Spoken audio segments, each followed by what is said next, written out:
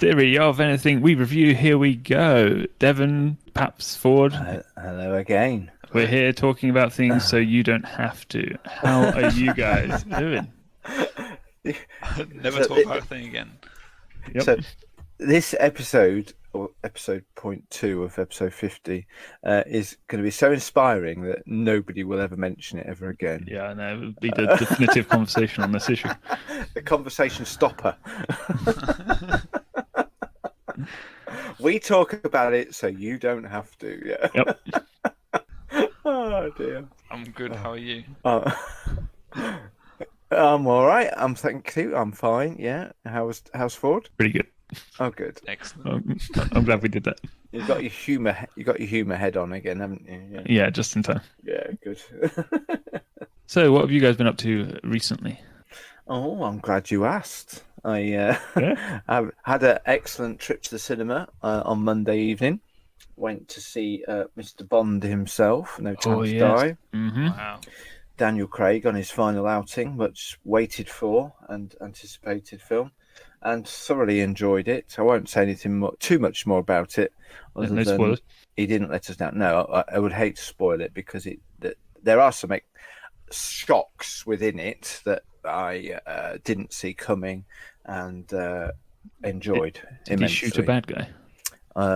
That wouldn't have been a shock if it would have been a shock if he didn't do that. Yeah. Oh, yeah. Okay. Did he not shoot a bad guy? No, he did shoot at quite a few bad Oh, guys. Okay. Yeah, he was responsible for the death of quite a lot of bad guys. Yeah. What I will say, what I liked about it was it's a family film actually. Yeah. Oh, Yeah. Or it's a rare thing of a James Bond action film where he shows family compassion. That's all I'll genuine say. emotion. Yeah, yeah. my. There's some jeopardy about it. It feels like he's got something to lose, and I'll say no more. But you may be able to distinguish that from the trailers. But yeah, he emotionally connected in this. I think it's been a good James Bond actually.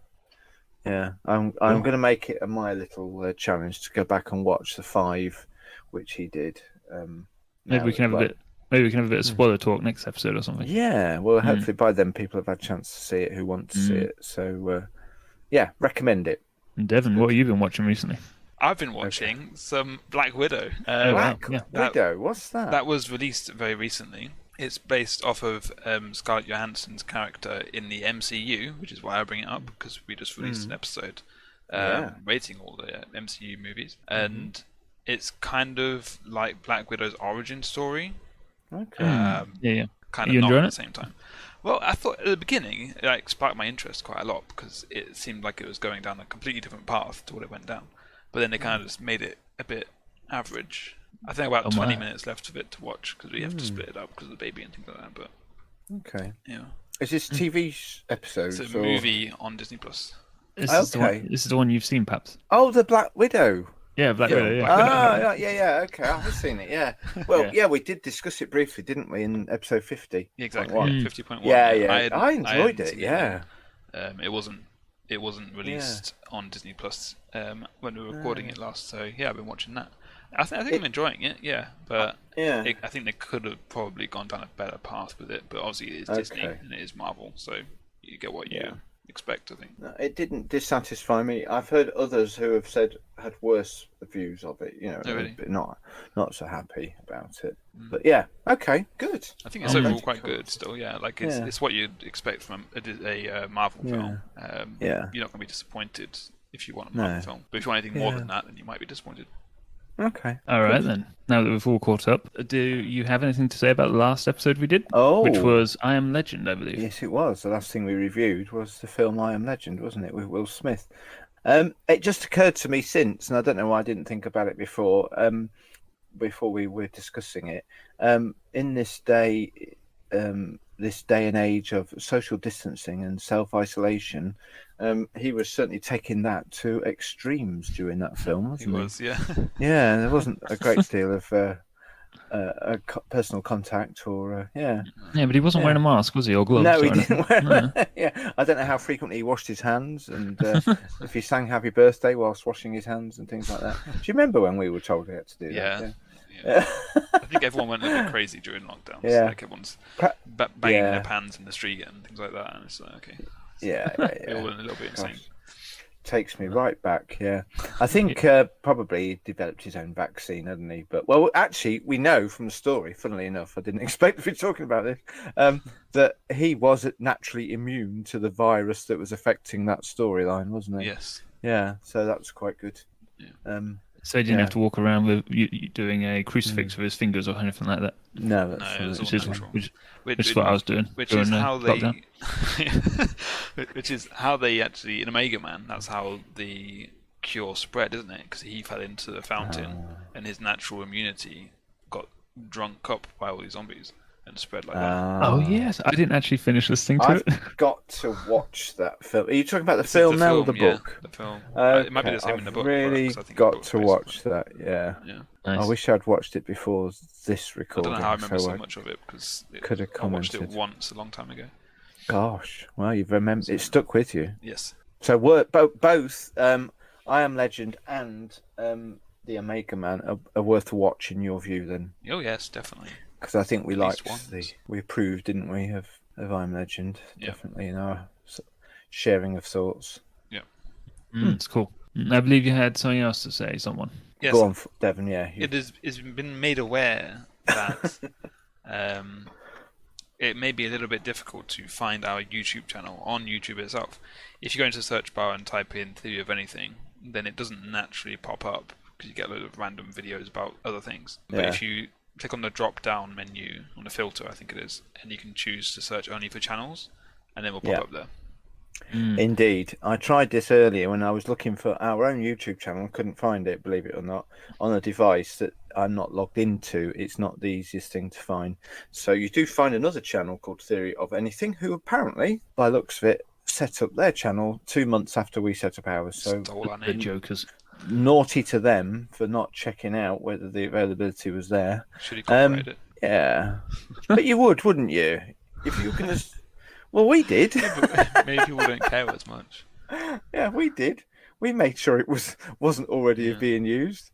Anyway, so they pop up, but we don't. They do have more subscribers. That's probably why. Less videos, and their videos don't look as fun, do they? Exactly. It looks really bad. Far more serious than we are. Yeah, embarrassing. Yeah, you want to laugh, you come here. Okay, so I just feel like we're sponsoring the other guy. now. I think. Oh, how did I describe it earlier? Far more academic YouTube channel. Yes. The other one. I mean, I haven't sat and I haven't gone through their content. Who am I to diss them? But I don't think it's as pop culture centric as we are. Yeah, I don't think we're direct competitors with them. I think it's very different target audience and different consumption. Yeah.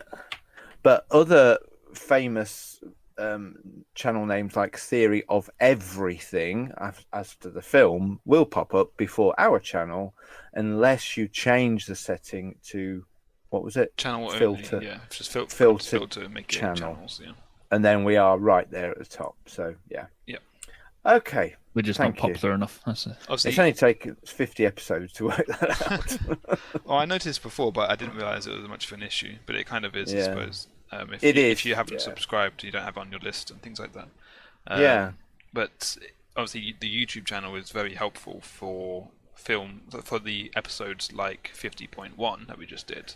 Where you can actually see the tier list on the screen, or any of our gameplay reviews where we can actually see the games on the screen as well.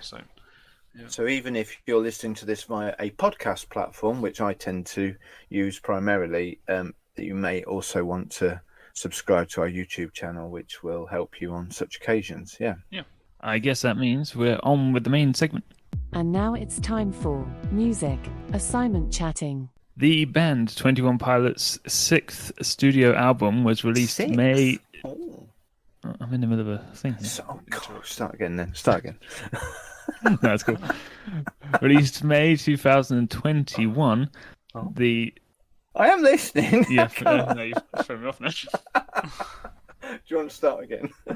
The 21 Pilots is a duo from America formed in 2009 and has used alternative hip-hop, electro-pop, indie pop, rock pop, rap rock and alternative rock. Wow. So a very fluid in genre there. Yeah, they are. Yeah. Okay. Whew, Well, what do you think? How are we going to do this? Yeah. I definitely agree with that. They're obviously very varied. Like even in this one album, they've got some rap in there. They've got a lot of obviously alternative rock. But obviously, every song seems to be different in just the style in which it has. Yeah. Apparently, the theme of this album is supposed to be denial. I What does that mean? I don't know. I don't know what that means, but Okay. it's there. Denial. It's a river, isn't it? In the in the Far East, I thought. Very good. Near Egypt. Yeah. Sorry. Denial. I didn't notice that within the words of the song. I was trying hard to listen to the lyrics carefully. Yeah. The songs I thought were very short. I don't know if that's abnormal, but they're only like 3 minutes long each or something like that. Okay. Yeah, some of them are below 3 minutes, weren't they? Like Saturday was just below 3 minutes, as well as Formidable. Yeah. Did you guys like it? Probably the most important question to start off with. I liked it, yeah. There's a couple of songs that I liked a lot more than other ones, like Choker and The Outside is probably my favourite ones. I like The Outside as well, yeah. Yeah. I noted that. Yeah. The Good Day was a bit basic, but I think you probably need that to open up the album. I think it's not the most popular by any means of that album, but the earlier songs I found quite weird in terms of the flow. It would sort of like start slow and then speed up and then start and end slow and stuff like that. yeah. It reminded me very much of what we used to do in worship when I was playing in the band at worship at church. So it got quite repetitive after a while. Yeah. Carry on. There's a part in one of the songs where they kind of just cut it, don't they? And then it starts again like a second later. Yes, yeah. I forget which song it is. I wondered if I was running out of data or something so like that. did I. Is that Redecorate? Is that the one that did that? It might be. I think, yeah. Is it the last song? Well, I thought it was, but on my list, I'm just looking at it now, and on Amazon Music app, and it's for some reason it's appearing at the top of the. Maybe, yeah. I thought Redecorate was the last song. Yeah, it's got the last on mine. The 11th song of the album was the last one. Yeah. As I was listening to it, I was thinking how stylistically it's quite inconsistent or all over the place. And now, having looked into it and found that they dabble in all sorts of genres, I wonder, do you guys agree that this album is all over the place, or do you think it's actually good? Yeah, I struggled to kind of get my head around it a bit, the same as I think you're sort of indicating. It began, and I was thinking, oh, this takes me back, and it sounded very ELO. I thought Electric Light Orchestra. It was that kind of. Funnily enough, we commented on ELO in the recording of 50.1 episode when we were talking about Mr. Blue Sky, and it just it jumped out at me. Oh, it sounds like Mr. Blue Sky, you know. And I thought the whole album was going to be like that, and it didn't transpire that it was like all the same. So I could see the diversity in styles. I didn't like the second. Oh no, the second one's the one you liked, isn't it? Choker, yeah. I struggled with that a bit because then there's no rapping in the first track, if I remember correctly, but they began with a sequence of rapping in the second track, and it just threw me. I thought, what, these guys don't know how to rap. It didn't. Who am I to judge? But it didn't kind of wow me in any way at all. In fact, it put me off that track. I thought, what? It reminded me of Blondie's rapping segment in rap track. I thought, oh, this is so old school. It's right back to then. It took me, and I thought, oh, come on, guys, you could do better than that. And then I quite like Blondie rapping. That's fun. I do. Well, yeah, but it's my least favourite of Blondie's tracks. That was. She's not a natural rapper. I think there are other much better rappers from the 80s, and they're probably much better rappers of now than 21 Pilots. But having said that, as the album progressed, I actually did enjoy the rapping further on, and and I kind of I jumped to a bit of a negative thought right at the beginning, and as it progressed, I find myself liking the album more and more. So I bet if on a second listening, I probably have a better view of it, perhaps. Okay. And I have to put my hand up. I have only listened to it all the way through once, so that was my bad, really, to come on here and kind of appraise it with such little experience. But yeah, on the whole, I did enjoy it. As I say, it was an experience that grew on me. Yeah, I think it was quite refreshing, it being a little bit all over the place. Really? Yeah, well, you get some of these like contemporary rock or like alternative rock or poppy albums, and they're just the same thing the entire way through the album. You can't even really tell that you're onto a different song. So it's nice to have, I don't know, a change of pace. Distinctive, yeah. Yeah, and they kind of formatted it in a way, especially at the beginning of the album, where you obviously got "Good Day" as the first song, which, as I said before, is very basic. Then "Choker" was very different to that, and then "Shy Away" was very basic again, and "The Outside" was very different to that. So they kind of let you breathe a bit, and then shake you up a little bit for the next song. I quite liked it, to be honest, the format of it. Good. Yeah, I enjoyed the instrumentation. I thought, I can hear these instruments. It's not too bassy. Yeah. Much of it. They sounded like traditional kind of instrumentation band. I'm not using my words very well here, but it was a band that was probably a bit more old school for me in their sound, overall sound. But some of them did go a little bit more electronic further on, I think, maybe.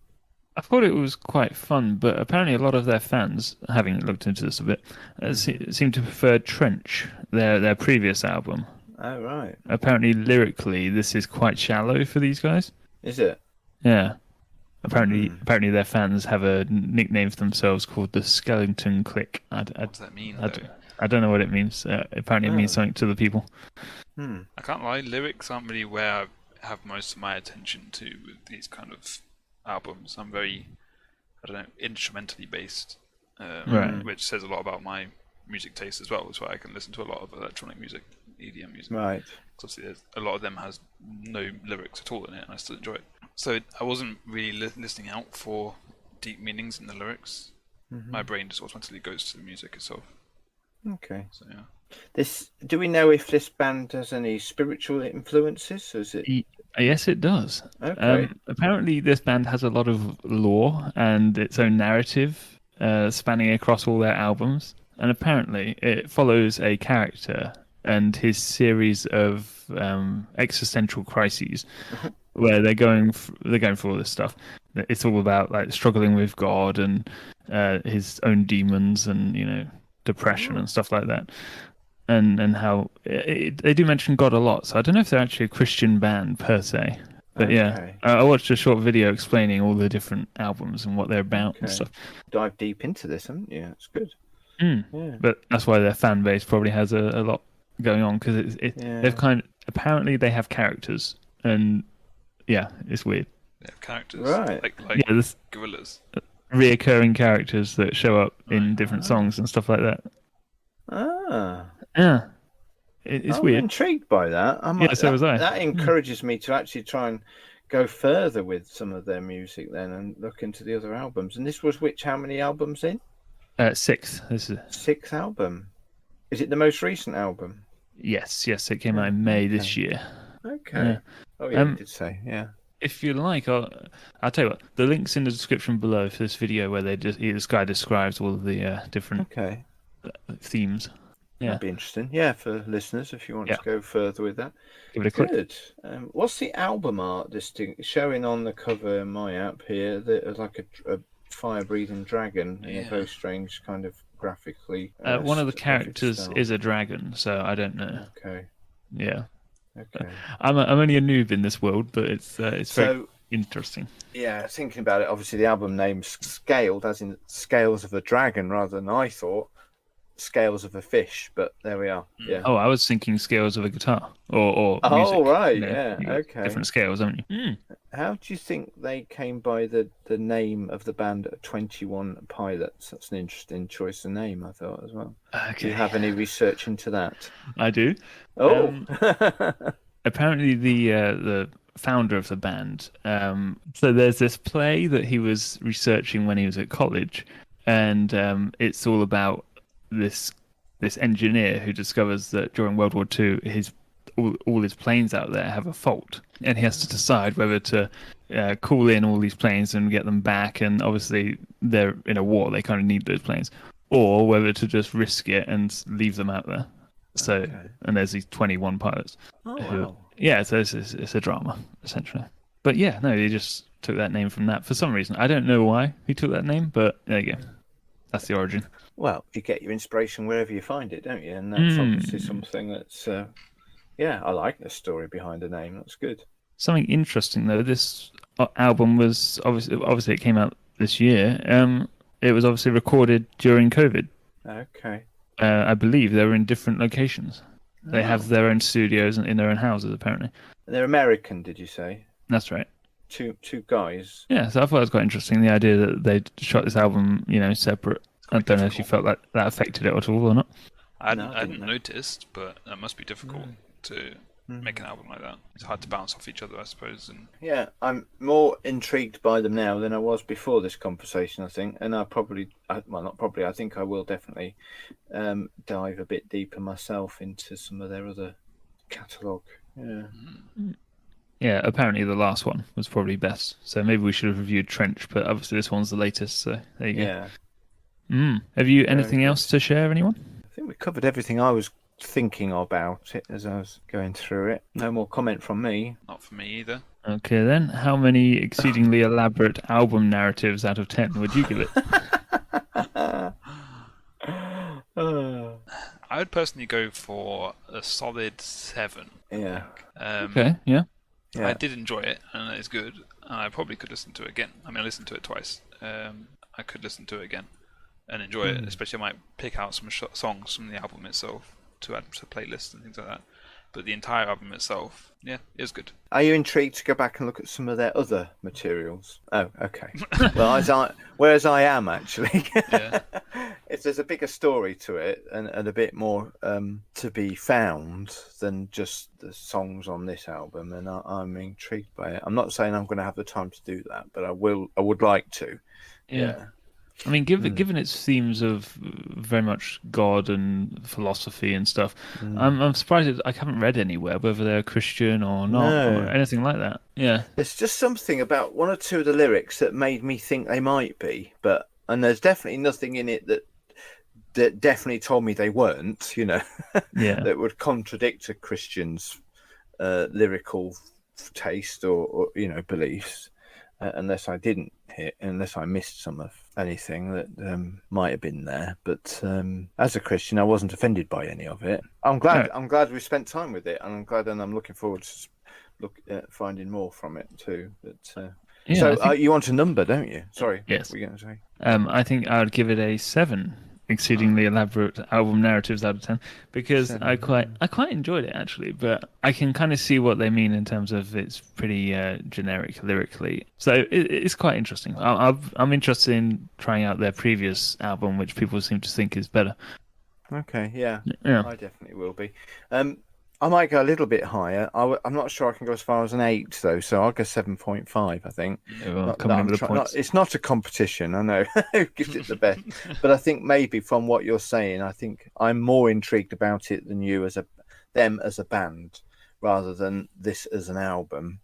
So I might spend more time, as I've already said. It's pretty cool. Yeah. Thank you. I think it was Trinity and Luke who recommended it, wasn't it? Or either or one of them. Yes. And obviously we reviewed this one because it got the most votes on our Polly app thing, which you can click on the link down below in the description or wherever you are, and vote on what you want us to review next. Yeah, we're completely led by you, like puppets on a string. So, apart from we choose what to put on there, we're here to serve your will. I mean, if anyone has any suggestions for us to put on there for people to vote on, then just comment or send us an email or tweet or anything. We'd love that. Yeah. So for each different category of thing that we do, this time was music. Last time was movies. The next one is it game or reading? A game. So we're playing a game next time. We can't say right now what it's going to be unless we can. No, we haven't pulled the made a choice results yet. So by the time we do episode 51.1, we'll be able to announce what the game is that we're going to play in 51.2. Interesting. And then after that, we'll be back to reading again. So there's 4 different categories of things that we like to review. And so within each of those categories, you get 3 choices of what you'd like us to actually be doing. So go into the links in the description, whether you're watching on YouTube or whether you're listening on your podcast platform, they should all be there for you to do that. Indeed, and please drop us a comment or an email, anything, to let us know what you think about 21 Pilots and this album. All right. Good job. Good job. I think so. We want to say thank you, everyone, for listening. Let's do this again sometime. And that's it. We'll see you in a bit.